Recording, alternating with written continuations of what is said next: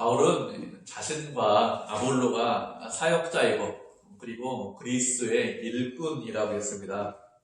사람의 일꾼이 아니라 그리스도의 일꾼이라고 했죠. 그리스도의 일꾼이기 때문에 사람에게 충성하는 것이 아니라 그리스도에게 충성한다고 했습니다. 그리고 사람들이 바울과 아볼로에 대해서 이런저런 평가를 내지만 그 평가, 사람의 평가는 아주 작은 일이라고 했습니다. 사람의 평가가 작은 일이기 때문에 바울 자신도 자기 자신에 대해서 평가하지 않는다 이렇게 고백을 했습니다. 그렇게 자신도 평가하지 않고 사람들의 평가에 연연하지 않고 오직 그리스도를 바라보고 그리스도의 일꾼으로 충성하고 열심을 내고 최선을 다해서 그가 사역을 했습니다. 이런 바울의 6절을 보면 형제들아 내가 너희를 위해서 이 일에 바울과 아볼로가 본을 보였다 이렇게 말씀을 하고 있습니다. 바울과 아볼로는 이 일에 본을 보였다고 했습니다. 본을 보인 이 일이란 것이 무엇이냐? 그리스도의 일꾼이란 뜻이죠. 그리고 그리스도에 충성하고 서로 사랑하고 하나가 되는 일에 대해서 본을 보였다 이렇게 고백을 하고 있는 것입니다. 다른 말로 하면 예수님을 따라가고 닮아가는 일에 본을 보였다는 것이죠. 우리가 교회에서 여러 가지 일들을 합니다. 그런데 그 일들 중에서 가장 어려운 일이 무엇이냐? 본을 보이는 것이 가장 어렵습니다. 우리는 이렇게 이야기하죠. 이렇게 저렇게 살아야 됩니다. 이렇게 저렇게 행동해야 됩니다. 이렇게 하면서 다른 사람에 대해서 평가하고 다른 사람에 대해서 판단하고 비판할 때가 많이 있습니다. 그리고 다른 사람에 대해서 판단하고 비판하고 그리고 평가하는 일은 어려운 일 아니죠. 그거 쉬운 일이고 누구나 다 할 수 있습니다. 그런데 내가 말한 그대로 내가 사는 것은 그렇게 쉽지 않습니다. 저도 사역자이기 때문에 항상 믿음으로 살아야 됩니다. 하나님 말씀에 순종해야 됩니다. 예수님께서 이렇게 사셨기 때문에 우리도 그렇게 살아야 됩니다. 이런 설교를 끊임없이 하고 계속해서 그렇게 설교를 합니다. 그런데 제가 설교한 대로 사는 것이 쉽지 않아요. 목표가 뭐냐? 설교한 대로 사는 것이 목표인데 설교한 대로 살 수 있겠습니까? 그러겠죠. 누구나 다 좋은 말 할 수 있죠. 누구나 다 그렇게 믿음으로 살라. 누가 말을 못하겠습니까? 목사만 그런 말 하겠습니까? 여러분도 성도님들도 다 그런 말 할 수 있습니다. 그런데 말대로 사는 건 그렇게 쉽지 않죠. 말대로 사는 거 쉽지 않다고 어렵고 힘들다고 그렇다고 포기할 수 있느냐? 그런 것도 아닙니다. 포기하지 않아야 되겠죠.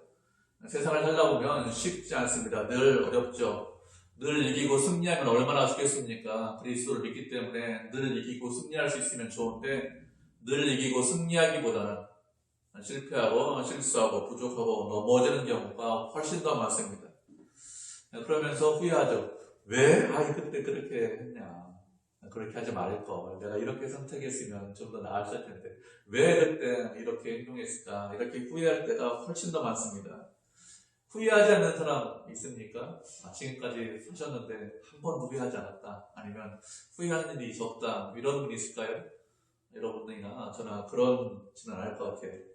늘 부족하고 실패하고 실수하고 후회하지만 그렇지만 주님을 따라가고 닮아가는 일을 포기해서는 안 되겠죠. 포기하지 않고 바울처럼 아볼로처럼 주님을 닮아가는 그런 삶을 살고 그런 본을 보여야 되겠죠. 주님을 따라가고 닮아갈 때 주님께서 원하시는 그런 삶을 살 수 있습니다. 바울도 어려운 일이라고 했어요. 쉬운 일이 아니라고 했습니다. 그렇지만 포기하지 않았습니다. 포기한 것이 아니라 본을 보이는, 사실 참 어려운 일이지만 본을 보이는 삶을 살았다 이렇게 고백을 하고 있습니다. 그가 성도들 앞에서 본을 보이는 삶을 살았는데 어떤 본을 보였을까요? 6절을 계속해서 보면은 기록된 말씀 밖으로 넘어가지 말라고 한 것을 우리에게 배웠다 이렇게 말씀하고 있습니다. 바울이 본을 보였다고 했는데 그 삶이 무엇이냐? 기록된 말씀 밖으로 넘어가지 않는 그런 본을 보였다는 것입니다. 그러면 기록된 말씀이라고 했는데 기록된 말씀이 무엇일까요? 바울이 구체적으로 기록된 말씀이 무엇인지 말씀하고 있지 않기 때문에 학자들 사이에 의견이 분분합니다. 이런 뜻일 것이다, 저런 뜻일 것이다 이렇게 의견이 분분한데 그 의견을 종합해 보면 한 가지가 무엇이냐면 이 기록된 말씀이 구약 성경을 말한다. 이것에 대해서는 거의 다 동의합니다.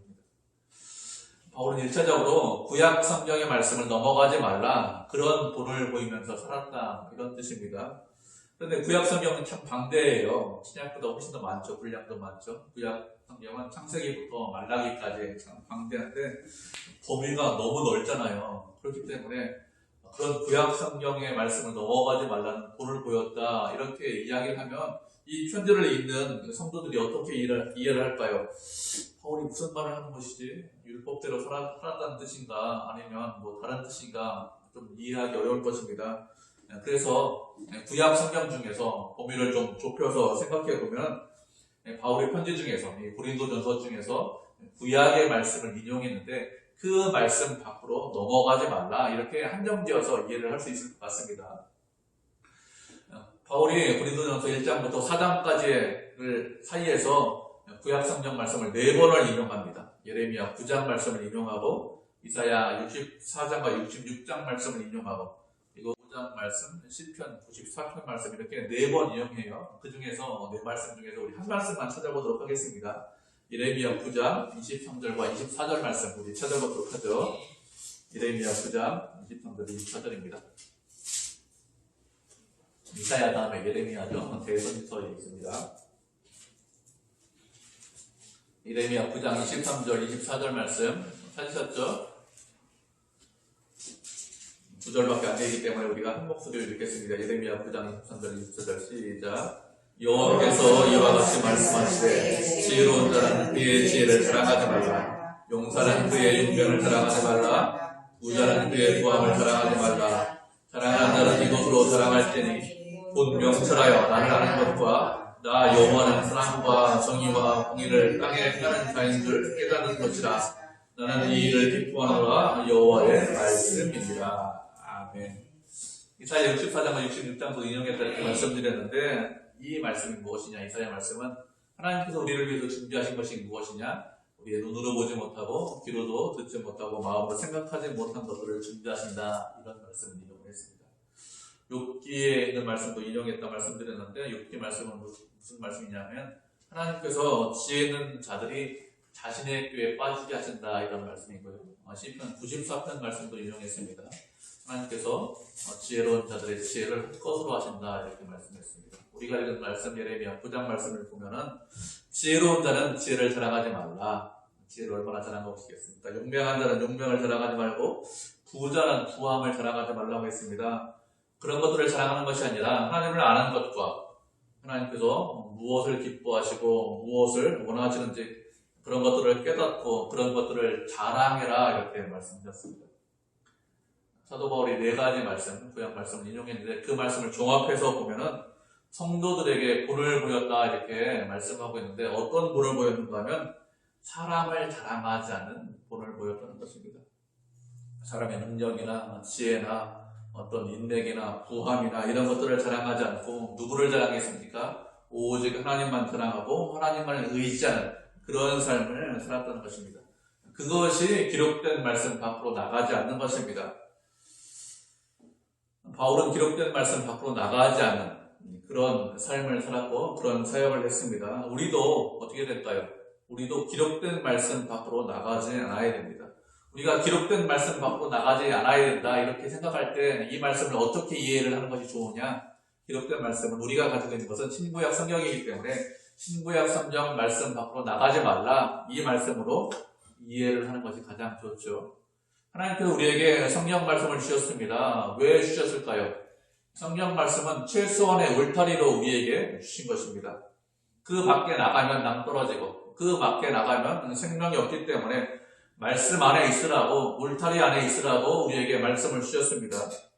그런데 종종 이런 사람들이 가끔 있습니다. 성경 말씀보다 내가 이렇게 사는 것이 훨씬 더 존경한 것 같아, 이렇게 사는 것이 훨씬 더 좋은 삶이야, 그래서 말씀을 무시하고 그것보다 다른 것을, 경험이나 지식이나 어떤 다른 것들을 따라가는 그런 사람들이 종종 있는데 그렇게 살지 않으셔야 되겠죠.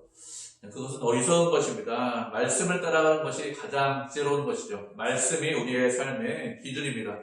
그렇기 때문에 말씀을 따라서 사셔야 합니다. 우리가 말씀 한 구절 보도록 하겠습니다. 시편 19편 7절부터 10절까지 말씀 보도록 하죠. 시편 19편 7절부터 10절입니다.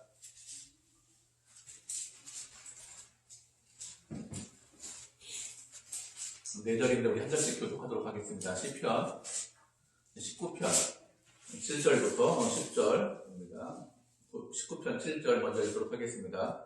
여호와의 율법은 완전하여 영혼을 소성시키며 여호와의 증거는 확실하여 우둔한 자를 지혜롭게 하며 여호와의 도는 정직하여 마음을 기쁘게 하고 여호와의 명은 순수하여 너를 맑게 하시다. 여호와를 경외하는 들은 정결하여 영혼까지 듣고 여호와의 복들은 진실하여 다 의로우니 금고 많은 소보다 더 성할 것이며 꿀과 꿀보다 더 달다. 아멘. 우리가 읽은 말씀 시편 19편에 있는 말씀은 하나님의 말씀이 어떤 일을 하는지 우리에게 말씀을 하고 있습니다. 하나님의 말씀은 완전합니다. 그래서 그 말씀이 우리의 영혼을 소성시킨다 이렇게 말씀을 하셨습니다. 소성시킨다는 것은 우리에게 활력을 주고 영혼에게 생기를 준다 이런 뜻입니다. 말씀을 가까이 하고 말씀을 즐거워하고 기뻐하면 그러면 우리의 영혼이 그 말씀을 통해서 힘을 얻습니다. 우리가 영혼이 피곤할 때가 있어요. 육체가 피곤한 것이 아니라 영혼이 피곤할 때가 있습니다. 힘이 없을 때가 있습니다. 어떻게 힘을 얻을 수 있을까요? 말씀을 가까이 하시면 그러면 힘을 얻을 수 있습니다. 오늘 마음 가운데 쉼이 없어요. 쉼이. 참 피곤하다. 오늘은 참 피곤하다. 이런 날이 있지 않습니까? 그런 날 어떻게 하셔야 됩니까? 말씀을 가까이 하시고 말씀을 읽고 말씀을 묵상하십시오. 그러면 어떻게 됩니까? 그러면 새로운 힘을 얻을 수 있습니다. 말씀이 우리의 영혼을 활력을 줍니다. 소성시킨다고 했습니다. 힘을 준다 이렇게 말씀하셨기 때문에 말씀을 가까이 하십시오. 그러면 힘을 얻을 수 있습니다. 여호와의 증거는 확실해서 우둔한 자를 지혜롭게 한다고 했습니다. 여호와의 말씀은 분불명하거나 아니면 애매한 말씀이 없다는 뜻입니다. 우리가 해야 할 일이 무엇인지 아니면 하지 말아야 할 것이 무엇인지 분명하게 알 수 있어요. 또 쉽게 알 수 있습니다. 누구나 다 알 수 있습니다. 성경 말씀 읽으면서 모르는 말씀이 있습니까? 그런 말씀 거의 없죠. 세상에서 무엇을 해야 되는지 어떻게 해야 하는지 분명하게 우리가 알 수 있고 누구나 알 수 있고 쉽게 알 수 있습니다. 그래서 그 말씀대로 살면 그러면 그 사람은 지혜로운 사람이 됩니다. 세상을 살아갈 때 지혜가 없다 이런 마음이 드시면 어떻게 될까요? 하나님 저는 지혜가 없기 때문에 제 말씀대로 살겠습니다. 말씀이 하라는 것 하고 말씀이 하지 말라는 것 하지 않겠습니다. 다른 사람들은 그렇게 살지 않아요. 그렇게 사는 것 어리석게 산다고 생각하는데 하나님 저는 그렇지 않고 저는 어리석어서 제가 말씀대로 살겠습니다. 이렇게 살면 그 사람 어떤 사람 될까요? 그 사람 참 지혜로운 사람이 됩니다. 세상이 하나님의 지혜를 따라가지 못합니다. 하나님의 어리석은 것이 사람보다 지혜롭다고 했어요. 하나님의 약한 것이 사람보다 강하다고 했습니다. 그렇기 때문에 말씀대로 살면 그러면 그 사람 지혜로운 사람이 됩니다. 하나님의 교훈은 정직해서 마음을 기쁘게 한다고 했습니다. 우리가 인생을 살다 보면 언제나 기쁘고 언제나 즐거울 거예요? 그렇지 않죠. 어렵고 힘들고 슬프고 우울할 때가 있습니다. 누구나 다 어렵고 힘들고 슬프고 우울할 때가 있습니다. 그럴 때 어떻게 될까요?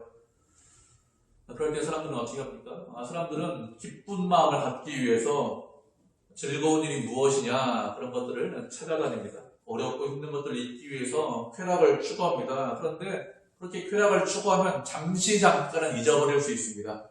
잠시 잠깐은 힘든 것들을 잊게 합니다. 그렇지만 그런 것들이 영원히 우리의 불안과 어려움과 슬픔, 우울한 것을 이길 수 있게 하느냐? 그렇지 않죠.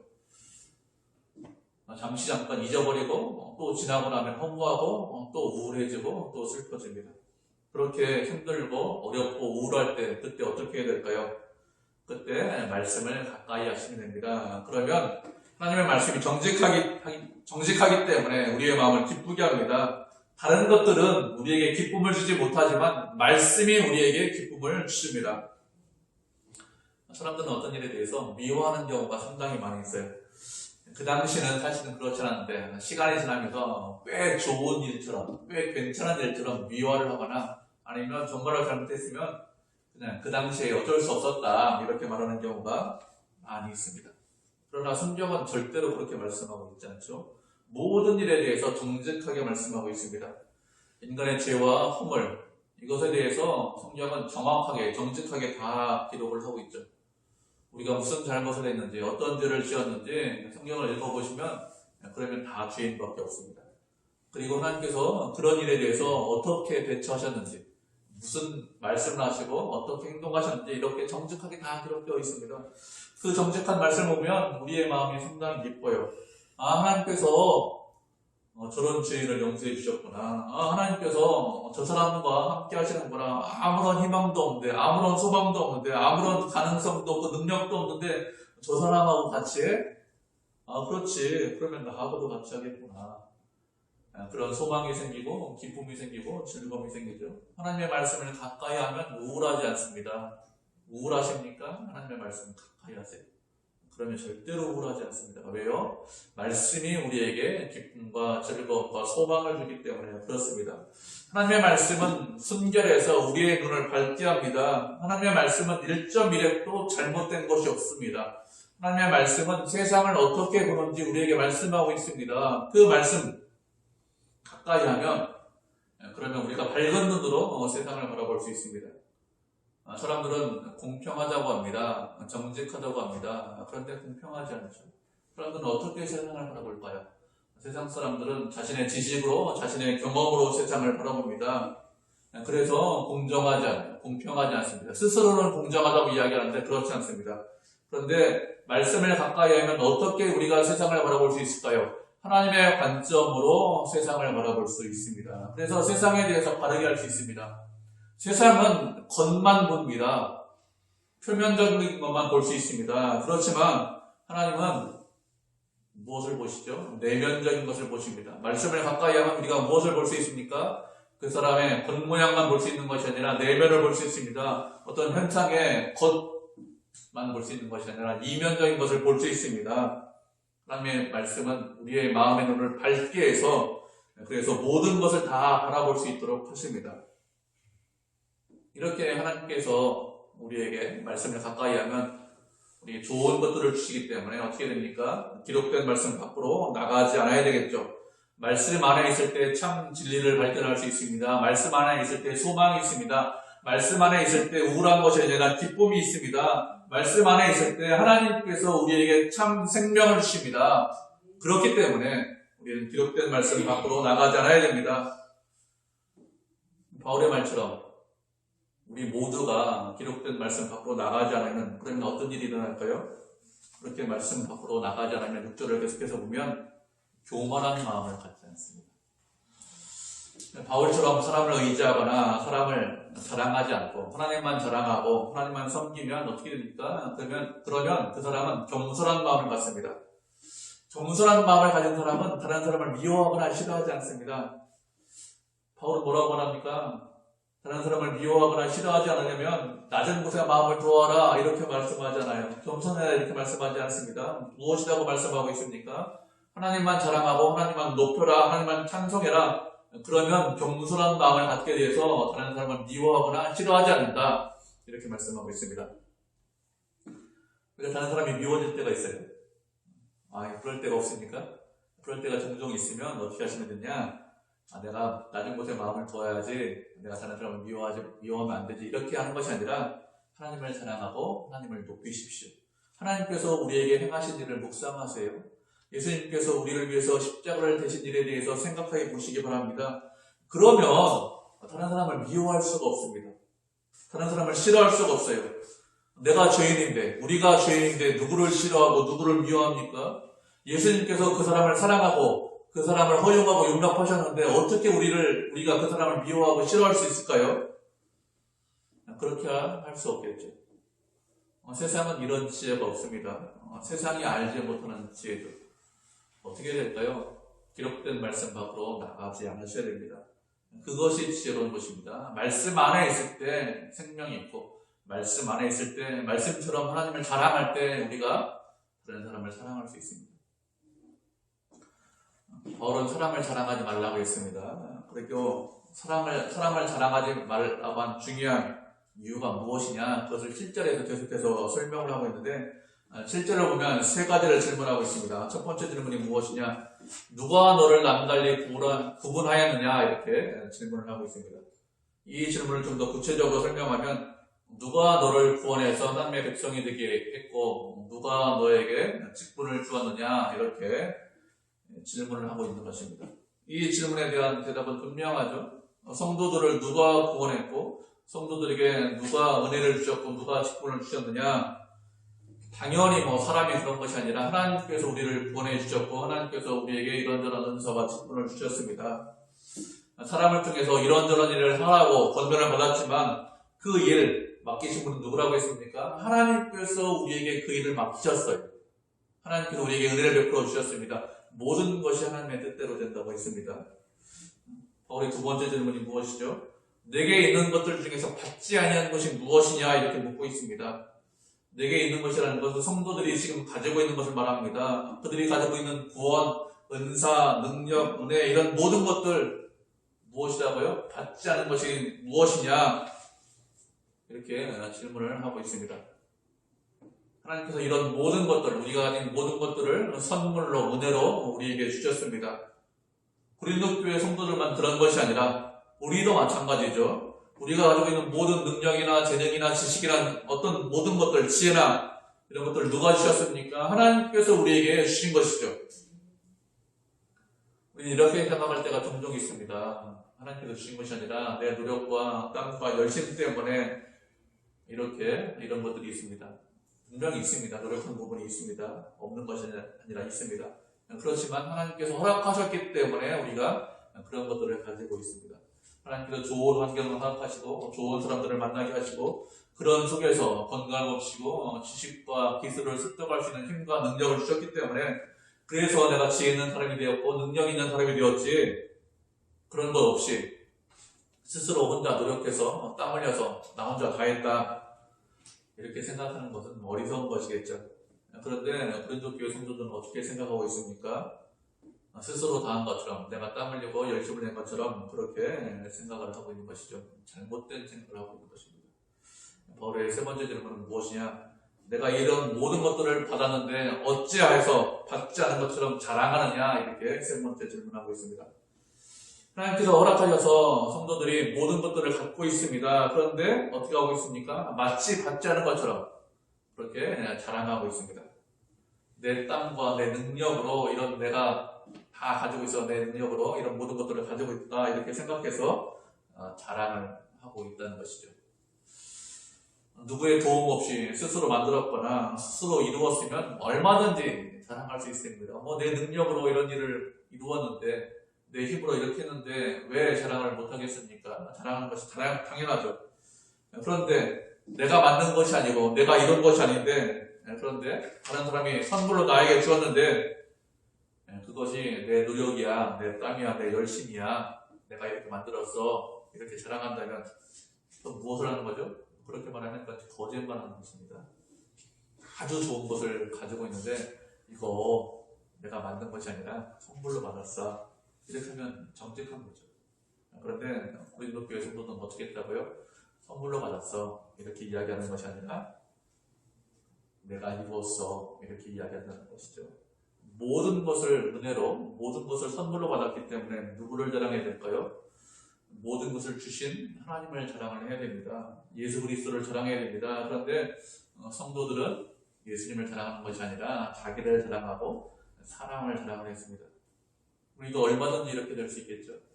모든 것을 은혜로 받았습니다. 모든 것을 하나님께로부터 받았습니다. 그래서 우리에게 그런 모든 것을 주신 하나님을 자랑해야 되는데 누구를 자랑하죠? 사람을 자랑합니다. 야, 누구 알고 있어? 누구한테 배웠어? 아니면 내 자신을, 자기 자신을 자랑할 수 있습니다. 이렇게 되지 않아야 되겠죠. 이렇게 되는 것은 우리의 말씀과 믿음이 따로따로 노는 것입니다. 말씀과 생활이 분리되면 그 믿음은 헛것이 되겠죠. 우리가 말씀과 믿음이 분리되면 그것은 그 믿음은 믿음이 아니라 그냥 관념이에요. 우리가 하나님을 믿는다고 하지만 정말로 하나님을 믿는 것이 아니라 살아계신 하나님을 믿는 것이 아니라 무엇을 믿죠? 우리 머릿속에 있는 우리가 그려놓은 그런 신을 믿는 것입니다. 우리의 믿음은 삶과 언제나 일치가 되어야 됩니다. 그렇게 신앙과 삶이 일치될 때 그때 하나님을 바르게 할 수 있고 바르게 믿는 것입니다. 그렇지 않으면 잘못하면 하나님을 믿는다 이렇게 고백하지만 뭘 믿는다고요? 내 머릿속에는 그냥 신을 믿는 겁니다. 그렇게 되지 않아야 됩니다. 우리의 믿음은 관념이 아닙니다. 우리의 믿음은 뭘로 드러나야 돼요? 삶으로, 생활로 드러나야 됩니다. 8절은 계속해서 성도들을 바울이 책망을 하고 있습니다. 반어법을 사용해서 책망을 하고 있어요. 좀 그래서 어려운 것 같은데, 근데 반어법을 사용하고 있다. 이것을 알고 계시면 말씀이 그렇게 어렵지 않습니다. 너희가 이미 배부르며, 이미 풍성하며, 이미 우리 없이 왕이 되었구나. 우리가 너희와 함께 왕 노릇하기 위해서 참으로 너희가 왕 되기를 원한다. 이렇게 말씀을 하고 있습니다. 고린도 교회 성도들이 이미 배부르고 이미 풍성하고 이미 왕이 되었다 이렇게 말하고 있는데 무슨 뜻일까요? 그들은 이미 풍성하고 그렇게 왕이 되었기 때문에 더 이상 아무것도 필요 없다 스스로 이렇게 생각을 하고 있다는 뜻입니다. 그들은 왕이 아닙니다. 왕이 되었다고 생각하는 것 그 자체가 무엇이냐? 영적으로 가난한 사람들이죠. 영적으로 부족한 그런 성도들입니다. 그래서 어떻게 하죠? 파벌을 내세우고 사람을 내세우고 시기하고 분쟁하고 있는데 그런데 스스로는 그렇게 생각하고 있잖아요. 내가 최고다. 나만큼 풍성한 사람이 없다. 이렇게 생각을 하고 있습니다. 그래서 뭐라고 생각합니까? 스스로 왕이다 이렇게 생각을 하고 있는 것입니다. 그들이 왕이라면 그러면 그들에게 복음을 전한 사도들은 누구라고 생각하고 있을까요? 사도들은 무엇이라고 생각하고 있습니까? 사도들은 종이다 이렇게 생각하고 있습니다. 왕 옆에서 시종 드는 사람들이다 이렇게 생각을 하고 있는 거예요. 그래서 바울이 무엇이라고 말합니까? 너희와 함께 왕 노릇하기 위해서 너희가 참으로 왕이 되기를 원한다 이렇게 말을 하고 있습니다. 바울이 말하는 고린도 교회 성도들은 영적으로 완전한 단계에 올라가 있다. 스스로 교만하고 착각하고 있다 이렇게 말을 하고 있는 것입니다. 무엇을 착각하고 있느냐? 스스로 왕이라고, 스스로 완전하다고 착각하고 있다는 뜻입니다. 우리가 이 땅에서 신앙생활을 하다 보면 영적인 진보가 있습니다. 영적인 발전이 있고 성장이 있습니다. 시간이 지나면서 가만히 있는 사람은 아무도 없습니다. 시간이 지나면서 말씀을 가까이 하고 기도하고 하나님을 사랑하고 형제를 사랑하면 그러면 영적으로 분명히 성장합니다. 성장하지 않는 사람은 없습니다. 그렇게 영적으로 분명히 성장하는데 그런데 우리가 영적으로 완전해질 수 있느냐? 그렇지는 않습니다. 이전보다는 성장했지만 영적으로 완전한 단계에 들어가지는 못합니다. 이제 완전하다, 완벽하다, 더 이상 배울 것이 없다. 그렇게 스스로 생각을 하신다면 그러면 아직도 어리다 이렇게 생각하시면 됩니다. 아직도 어리석고 아직도 미숙하다 이렇게 생각하시면 돼요. 그것이 아니라 내가 미숙하다, 부족하다, 더 성숙해야 된다 이렇게 하면 그게 정상적인 단계고 그래 뭐 이 나이 먹었는데 뭘 더 배워 이만큼 배웠으면 되지 이런 마음이 드시니까 그러면 내가 아직 참 많이 부족하구나 이렇게 생각을 하시면 됩니다. 우리가 완벽하다, 완전하다, 아무런 문제가 없다 이런 마음이 든다면 그런 생각을 하고 계시다면 그러면 그런 사람은 어떤 생각을 할까요? 그런 사람은 내가 완벽하기 때문에 더 이상 배울 것이 없기 때문에 무엇만 남았습니까? 이제 칭찬받아야 돼, 존경받아야 돼, 인정받아야 돼 이렇게 생각을 합니다. 다른 사람을 섬기고 다른 사람의 종이 되는 것이 아니라 다른 사람이 나를 섬겨야 돼, 다른 사람이 내 종이 되어야 돼 이렇게 생각합니다. 그래서 고린도 교회 성도들이 어떻게 합니까? 바울을 무시하고 게바를 무시하고 아볼로를 무시하는 거예요. 내 파벌이면 바울을 인정하고 내 파벌이면 아볼로를 인정합니다. 근데 내 파벌이 아니기 때문에 바울도 무시하고 게바도 무시하고 그리고 아볼로도 무시했습니다. 왜요? 내가 사도보다 더 완벽하기 때문에 이제 사도 필요 없다. 더 이상 배울 필요 없다. 그들 나를 섬겨야 된다. 이렇게 생각을 하고 있는 것입니다. 이런 고린도 교회 성도들에게 부족하고 아직까지 영적으로 어린 그런 성도들에게 바울이 무엇이라고 합니까? 너희가 참으로 왕이 되기를 원한다고 했습니다. 그러면서 참으로 왕이 되는 삶이 무엇인지 9절 이하에 대해서 말씀을 하고 있습니다. 9절을 보면 하나님께서 사도들을 죽이기로 작정하신 것 같다고 했습니다. 그래서 그 사도들을 맨 끄트머리에 두셨다고 했어요. 그렇게 죽이기로 작정하셨기 때문에 사도들은 사람들과 천사들의 구경거리가 되었다고 했습니다. 좀 어려워요, 이 말씀이. 이 말씀의 배경을 알지 못하면 좀 어려운데 이게 무슨 뜻인가 하면 이 말씀은 고린도 지방에서 자주 열리던 검투사 대회 장면을 염두에 두고 우리 이런 말을 하는 것입니다. 그 당시에는 뭐 영화 같은 데 보면은 원형 경기장에서 검투사 대회를 많이 하잖아요. 그래서 대결을 해서 죄수가 이기면 죄수를 풀어주는 그런 관습이 있었습니다. 그렇다고 뭐 죄수를 누가 도와주느냐 뭐 그런 것도 아닙니다. 그런 사람 아무도 없습니다. 원형 경기장에서 죄수와 검투사가 싸우면 누가 이길까요? 당연히 검투사가 이깁니다. 죄수는 어떤 사람들이죠? 죄를 짓고 왔는데 그런데 칼 한 번 안 대고 본 사람들 아닙니까? 그런 사람들하고 전문적인 검투사하고 싸우면 그러면 당연히 검투사가 이깁니다. 영화를 보시면 이렇게 원형 경기장 안에서 검투사하고 사람들이 싸우는데 그 경기를 보는 사람들은 이렇게 하죠. 흥분해가지고 죽여라 죽여라 뭐 손짓하면서 손 머리 엄지손가락 거 밑으로 내리면서 죽여라 죽여라 그렇게 외치고 있습니다. 마치 동물 죽이듯이 그렇게 생각하고 있어요. 사실 잘 생각해보면 똑같은 생명이기 때문에 상당히 잔인한데 사람들이 막 흥분해서 죽이다 봅니다. 그렇게 사도들을 죽이기로 구경거리가 되게 하셨다 이렇게 말씀하고 있습니다. 그리고 그 사도들을 어디에 두었다고요? 맨 끄트머리에 두었다 이렇게 말씀하고 있습니다. 맨 끄트머리에 두었다는 것은 맨 마지막 경기에 두었다 이런 뜻입니다. 원형 경기장에서 경기를 관람하고 있습니다. 어떤 경기를 맨 마지막에 할까요? 가장 이벤트가 성이 큰 경기, 가장 흥미로운 경기. 저 사람 죽이면 정말 재밌겠다. 뭐 세상 사람들 말로 하면 돈을 많이 거는 경기, 뭐 이런 경기에 맨 마지막에 둘 것입니다.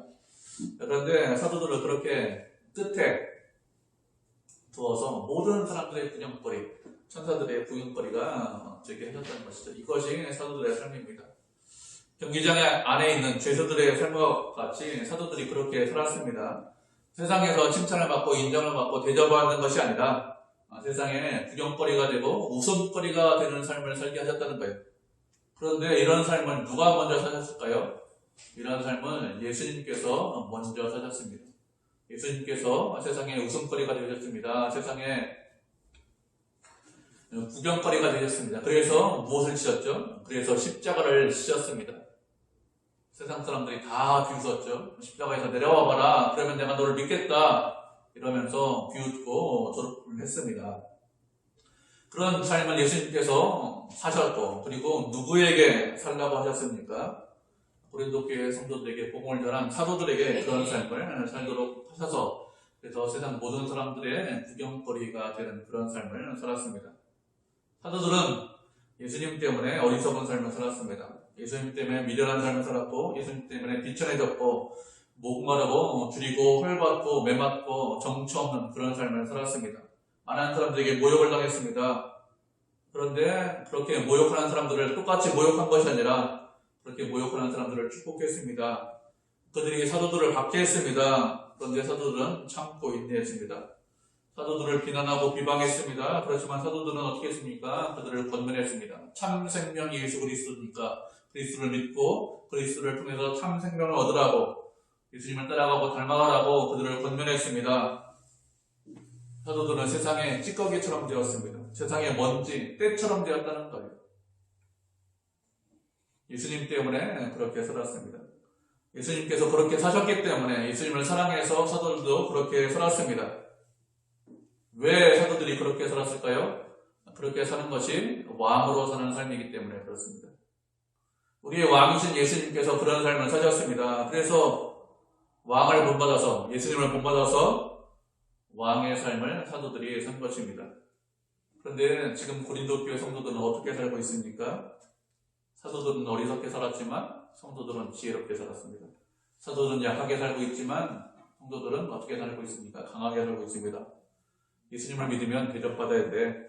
예수님을 믿으면 인정받아야 돼. 이렇게 살고 있습니다. 사도들은 어떤 삶을 살면서 본을 보였습니까? 그러나 세상의 찌꺼기와 때와 같은 삶을 살면서 본을 보였는데 성도들은 그런 본과는 전혀 다른 삶을 살고 있는 것입니다. 사도들은 매일 십자가를 지고 그리고 예수님을 따라가고 있는데 성도들은 그런 삶을 살고 있지 않는 것입니다. 예수님을 믿고 따른다는 삶이 어떤 삶일까요?